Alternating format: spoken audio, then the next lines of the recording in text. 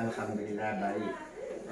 Terima kasih saya ucapkan pada hari ini Bapak memberi kesempatan bagi saya untuk wawancara atau mengajukan beberapa pertanyaan nih tentang Bapak sebagai pemimpin di UPT SMP Negeri 2 Kuo ini. Pertanyaan saya nih tentang keputusan-keputusan Bapak yang Bapak ambil di sekolah nih, masalah-masalah atau kasus-kasus yang telah terjadi. Pertama ya nih Pak ya, kayak mana nih Bapak nih mengidentifikasi apakah kasus yang Bapak hadapi di sekolah ini termasuk dilema etika atau bujukan moral? Ya, terima kasih Bu Erli. Yang di sini selama saya mengajar di sini lebih kurang 5 tahun, di sekolah kita ini pasti kan punya dilema etika dan bujukan moral. Namun di sini bagilah kita sisihkan antara keduanya itu. Kalau bujukan moral itu udah pasti jawabannya. Maksudnya gini, bujukan moral itu benar atau tidak. Berarti kalau kita putuskan bujuk moral itu udah tahu ini benar, ini salah. Ini benar, ini salah. Nggak perlu kita pertimbangkan lagi. Sedangkan dilema etika ini memang perlu dipertimbangkan, memang seharusnya dipertimbangkan karena keduanya itu dilema etika itu sama-sama baik, sama-sama menguntungkan, sama-sama ada manfaatnya. Namun di antara dilema etika yang dilakukan oleh guru yang bermasalah, misalnya ada dua orang guru bermasalah, tapi yang bermasalah itu sama-sama baik, namun mana antara kedua guru itu yang paling baik. Nah, jadi bagaimana kita mengidentifikasinya antara kedua guru itu? Sebelum kita memanggil kedua guru tersebut, terlebih dulu kita apakan dulu permasalahannya. Maksudnya sebelum kita putuskan kan analisis dulu masalah tersebut, identifikasi dulu masalahnya. Caranya yang pertama, kami kumpulkan wakil dan guru-guru atau warga di sekolah kita ini. Kemudian kita musyawarahkan, kita mufakat, sehabis itu dapatlah kita ambil keputusan. Contohnya gini, apabila saya memutuskan 6 keputusan yang saya nilai, ditambah oleh guru atau wakil keputusan 4 menjadi 10 misalnya, berarti 10 itu udah bagus. Jadi ada tambahan dari kita musyawarah atau tambahan dari warga atau guru lain untuk memberi masukan tentang masalah-masalah yang dihadapi oleh guru tersebut tentang dilema etika.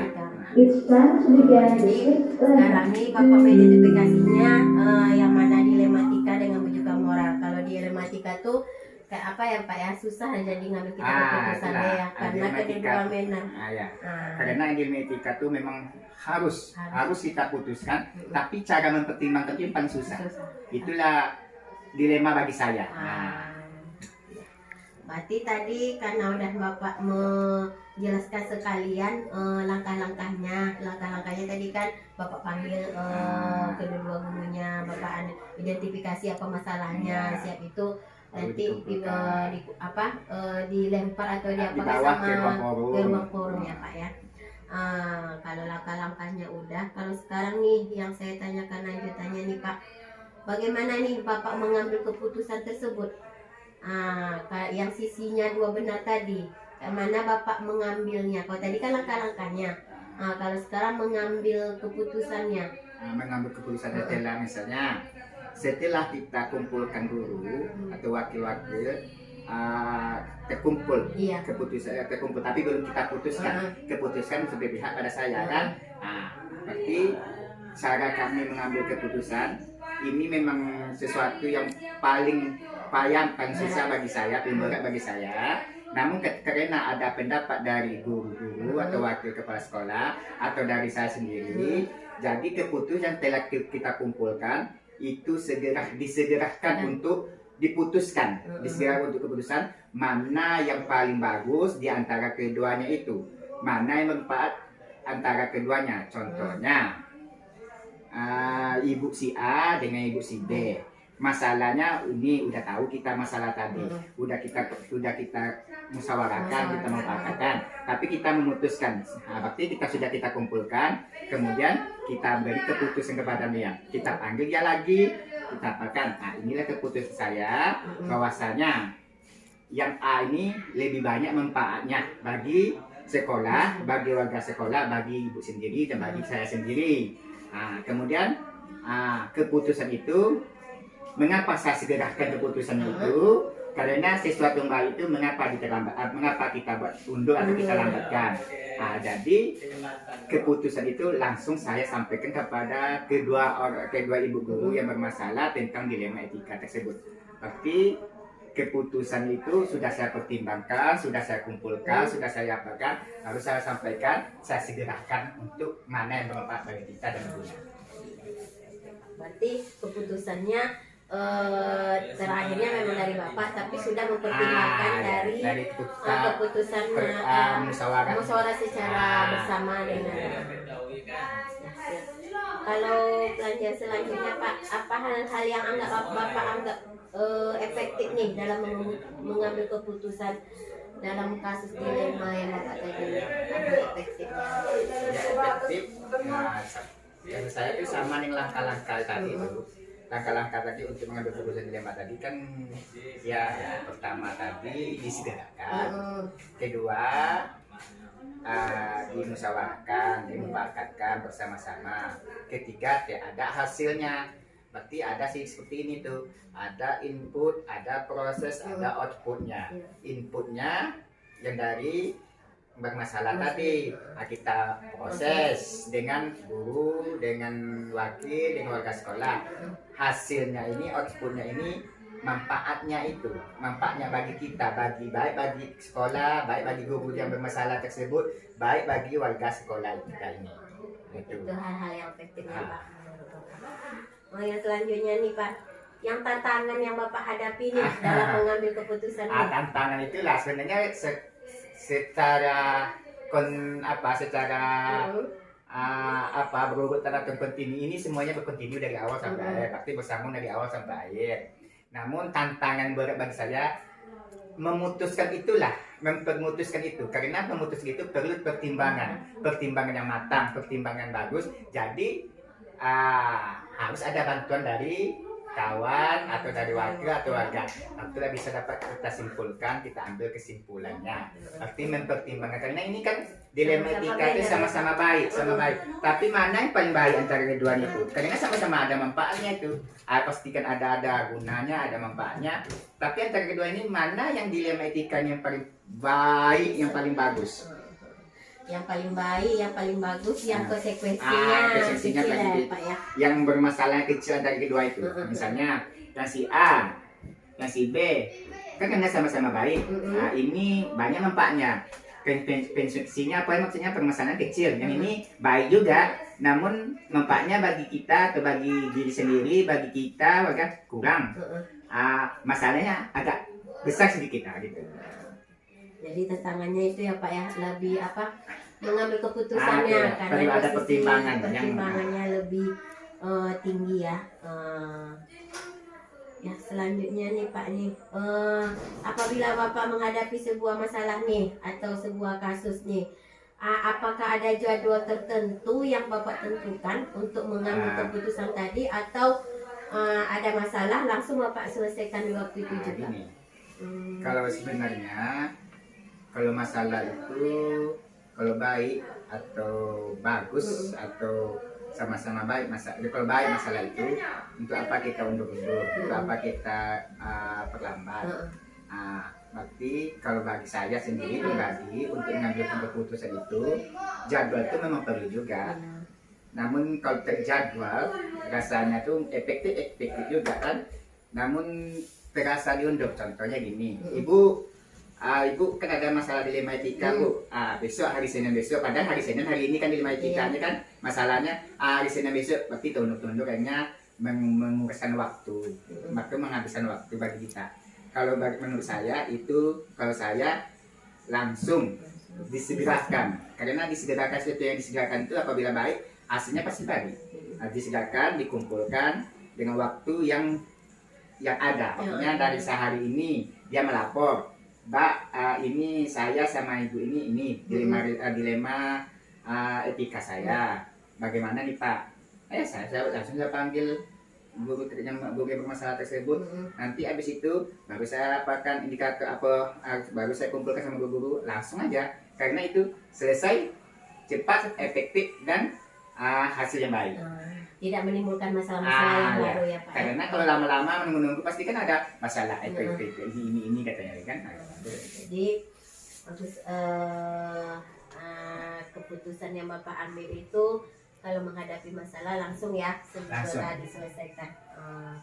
Kemudian ini nih Pak, faktor-faktor yang mungkin yang dapat membantu Bapak nih selama ini dalam mengambil keputusan nih. Faktornya ini atau siapa-siapa yang membantu.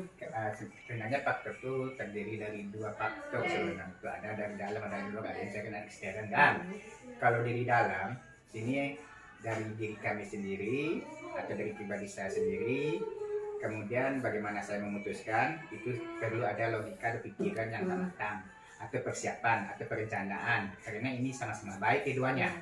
Kemudian kalau dari luar itu bantuan dari teman-teman atau wakil dan dari warga sekolah kita ini. Berarti di antara dua faktor itu baru kita kumpulkan, kita satukan pendapat, baru kita putuskan, ambil kesimpulan, ambil keputusan dengan secara matang dan baik. Jadi faktor-faktor pendukung Bapak ini ada dari dalam diri Bapak sendiri untuk mengambil keputusan, dan ada faktor yang dari luar. Kalau faktor dari dalam diri sendiri itu, kalau dalam kami CGP-nya itu Pak, kesadaran penuh kita ngambil keputusannya, mindfulnya, kesadaran penuh apa yang harus kita lakukan. Jadi yang kalau dari luarnya berarti faktor-faktor yang membantu Bapak atau yang membantunya ada dari Waka mungkin ya Pak ya, dari guru lain, wali kelas, semua warga. Karena gini, kalau kita gabung antara faktor intern dan ekstern, nah sesuatu yang kita gabungkan secara banyak, secara terpadu, pastikan hasil lebih baik. Pasti hasilnya keputusan terakhirnya yang paling manfaatnya tuh baik, manfaat tuh banyak bagi kita tuh. Apalagi yang etika ini. Apalagi memutuskan dilema etika ini kan sama-sama baik. Mana yang baik itu manfaatnya bagi kita. Intinya itu manfaat itu yang kita ambil. Terima kasih Pak. Ini mau di akhir wawancara kita nih Pak, pertanyaan saya yang terakhir nih. Dari semua hal yang Bapak sampaikan tadi nih, pembelajaran apa yang dapat Bapak petik dari pengalaman Bapak mengambil keputusan pada sebuah dilema etika tadi? Pembelajarannya bagaimana cara memutuskan itulah, bagaimana cara memutuskan dilema etika itu. Kalau memutuskan apa mau tadi itu paling mudah bagi kita kan. Dilema etika ini banyak pertimbangan, maksudnya banyak pertimbangan karena mempertimbangkan yang baik. Benar-benar, mana benar-benar, karena benar keduanya itu yang paling baik kita memutuskan itu. Yang pembelajaran bagi saya, kemudian manfaat bagi saya banyak juga, karena memutuskan sesuatu yang baik itu setelah kita mendapat keputusannya atau mendapat kesimpulannya, manfaat bagi saya banyak.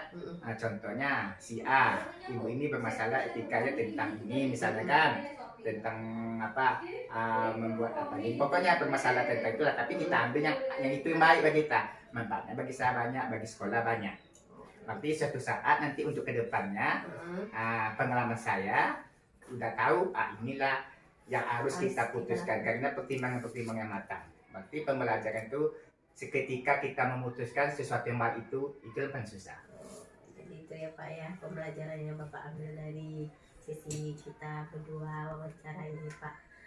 Terima kasih saya ucapkan atas waktunya dan jawaban pertanyaan-pertanyaan Bapak tadi. Semoga kedepannya Bapak jadi kepala sekolah yang semakin sukses. Amin. Yang makin membuat keputusan daripada sebuah kasus yang dihadapi yang lebih baik, yang lebih efektif, yang lebih bijak untuk semua warga sekolah.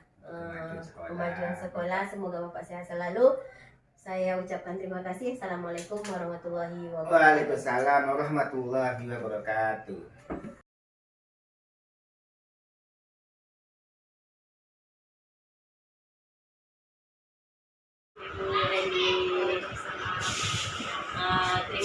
ini atas kesempatannya yang Ibu berikan mewawancarai hari ini.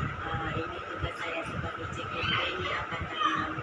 Jadi saya di sini mau bertanya-tanya, mengajukan beberapa pertanyaan untuk mengetahui kayak mana Ibu mengambil keputusan sebagai pemimpin di PT SDM 04 Bulan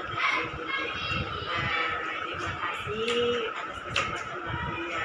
Apa kabar Ibu? Alhamdulillah. Baiklah Bu, saya akan bertanya. Pertanyaan pertama nih ya Bu ya. Bagaimana nih Ibu mengidentifikasi apabila Ibu menghadapi sebuah kasus, apakah kasus itu dilema etika atau bukan moral? Untuk kasus dilema etika itu kasus yang dilema etika itu kan kasus yang iya. Kalau kita di sekolah itu biasanya kasus dilema etika itu biasanya kita hadapi setelah akhir semester yang melakukan pada siswa kita, yang kemudian nanti kita beri dalam dengan para siswa itu. Nah disitulah kita nanti akan menghadapi kasus yang yang siswa yang kita dianggap nilai KKM-nya belum mencapai KKM, sementara kita masih banyak sementara untuk kasus pembunuhan moral itu di sekolah kami itu biasanya kasus itu adalah kasus yang dimana salah satunya benar. Jadi kalau untuk sekolah kita di SD Kesempat ini kasus pembunuhan moral itu kan di berarti di sekolah ini sering kita menghadapi dilema etika ya Bu ya. Di satu sisi dia benar, di satu sisi juga benar. Yang lebih sering parahnya kita menghadapi dilema etika itu kenaikan kelas ya Bu ya di sini. Kalau bujukan moral kata Ibu tadi di satu sisi benar, di satu sisi salah, tapi jarang sekolah jalan tidak pernah sama sekali.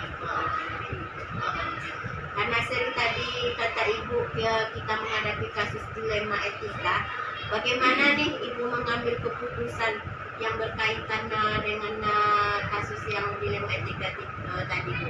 Di satu sisi benar, di satu sisi benar juga. Kayak mana Ibu mengambil keputusan? Kalau kita mengambil keputusan, keputusan yang diambil oleh sekolah itu bukan sepihak saja. Jadi keputusan itu kita ambil berdasarkan data-data dan fakta yang ada. Pertama kita ambil dari majelis guru yang kita rapatkan bersama, kemudian dari wali kelasnya masing-masing, wali kelasnya yang bersangkutan, kemudian kita juga ambil data dari siswa. Berarti keputusannya tidak keputusan itu sendiri ya, sebagai ketua sekolah. Ada yang bersangkutan yang berhubungan dengan anak tersebut ya Bu ya. Nah kalau selanjutnya ini dari keputusan tadi Bu, langkah-langkah atau prosedur seperti apa nih yang bisa Ibu lakukan selama ini? Selama ini kita langkah-langkah yang kita ambil untuk membuat satu keputusan tadi, kita ambil dulu berdasarkan fakta yang ada di yang terjadi. Pertama kita ambil fakta datanya dari wali kelasnya. Yang kedua baru kita pertimbangkan nanti di dalam rapat majelis guru bersama seluruh guru. Itu baru kita ambil sebuah keputusan untuk kebaikan siswa tadi. Jadi keputusannya harus berpihak ke anak ya Bu, yang atau yang manfaatnya yang besar sama anak ya Bu ya. Siap, itu selanjutnya ya Bu ya. Hal-hal apa yang Ibu anggap efektif nih dalam mengambil keputusan tadi? Yang efektif itu kita ngambil sebuah keputusan itu kita ambil itu kita harus meminta kepada siswa yang tadinya berdasarkan datanya yang kurang itu kita olah lagi kembali dalam rapat tadi, kita musyawarahkan bersama, kemudian kita ambil sebuah keputusan apakah anak ini layak untuk bisa dinaikkan. Kalau memang belum bisa dinaikkan, alhamdulillah kita bisa masih memberikan hal-hal yang lain gitu untuk kebaikan anak masa depan. Jadi yang nanti itu keputusannya intinya itu ya Bu ya, bermanfaat untuk anak yang ke depan masa depan. Apalagi kita kesayangan anak gitu. Hal apa saja yang menjadi tantangan Ibu nih ngambil keputusan nih selama ini nih, tantangan yang Ibu hadapi nih? Untuk menghadapi tantangan itu sebenarnya banyak ya tantangannya. Salah satunya daya serap anak atau daya itu ada yang kurang, tapi dia kurang dorongan dari orang tua, kurang perhatian dari orang tua, ditambah lagi juga kurang pemalas. Kalau di sini pemalas datang untuk ke sekolah, itu tantangan. Tantangan yang kedua, daya serap anak tadi yang begitu kurang, tapi dia sangat rajin ke sekolah. Di sekolah yang lebih sulitnya ngambil keputusan ya Bu ya. Di satu sisi anak ini kita mau menyelamatkan anak gitu kan, di satu sisi kita masih sesuai dengan aturannya yang mana yang berarti di sekolah ini istilahnya ada anaknya yang pemalas, ada anaknya yang rajin tapi IQ-nya tinggi, IQ-nya rendah, tapi rajin.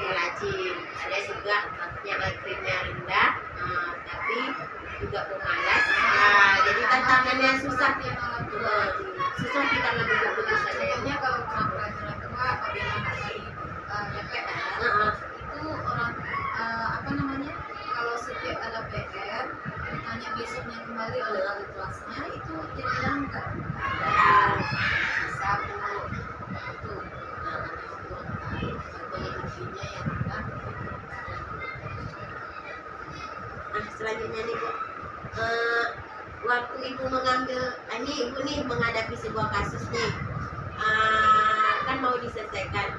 Apabila Ibu menghadapi kasus itu, Ibu ada terjadwal tersendiri atau kasusnya Ibu selesaikan waktu itu juga? Kalau untuk sebuah kasus kita menyelesaikannya langsung pada hari itu juga. Jadi kita nggak menunggu hari ini masalahnya besok baru diselesaikan. Jadi kita langsung diselesaikan pada saat itu juga, biar masalah itu tidak terlalu menumpuk dan akhirnya menambah masalah baru lagi. Ya, gitu ya. Berarti tidak ada jadwalnya ya Bu ya, selesai langsung ada kasus langsung diselesaikan supaya tidak menimbulkan masalah-masalah yang lain. Ya. Selanjutnya nih, bagaimana nih faktor-faktor mungkin yang siapa-siapa aja atau orang-orang apa aja yang membantu Ibu dalam mengambil keputusan? Kalau kita dalam lingkungan sekolah itu yang terkait dengan kemajuan sekolah, pertama sekali itu yang ada di sekolah itu majelis guru. Kemudian kita juga bekerja sama dengan komite sekolah yang merupakan perwakilan dari semua wali murid.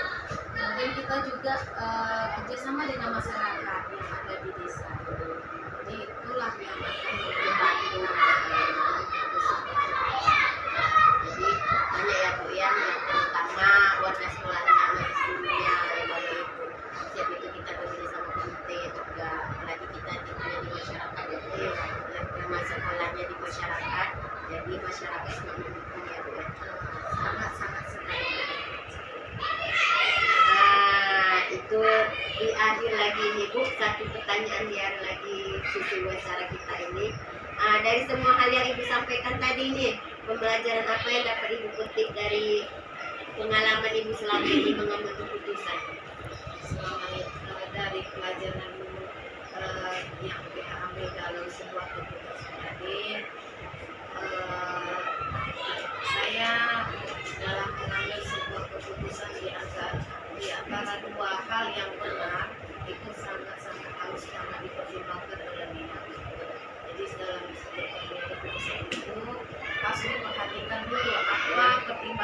pertimbangan yang akan diambil untuk mereka. Jadi harus dicerna lagi ya Bu ya, dianalisis lagi karena ada dua sisi yang benar-benar. Terima kasih Bu. Dengan berakhirnya yang saya tanyakan tadi, pengalaman Ibu tadi dalam mengambil keputusan, maka berakhir sesi wawancara yang saya tanyakan sama Ibu hari ini. Terima kasih atas bantuannya, terima kasih atas informasinya. Semoga kedepannya Ibu menjadi kepala sekolah yang sukses, yang bisa mengambil keputusan yang secara bijak, yang keputusannya berpihak kepada murid, yang menguntungkan murid, dan sekolah UPTSD 040 Utara ini semakin maju, semakin banyak anak muridnya. Terima kasih. Assalamualaikum warahmatullahi wabarakatuh.